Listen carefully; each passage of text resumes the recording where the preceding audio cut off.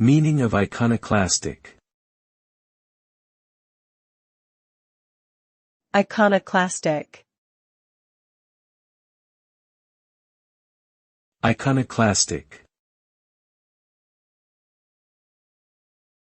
Iconoclastic. Iconoclastic. The word iconoclastic means to challenge or criticize established beliefs or customs, especially in a controversial or rebellious manner. It can also refer to someone who seeks to overthrow traditional or conventional ideas or institutions. Iconoclastic individuals often question the status quo and may be seen as disruptive or revolutionary. They may also inspire change and challenge established norms in society. Overall, being iconoclastic involves a willingness to think outside the box and challenge the established order in pursuit of progress and innovation.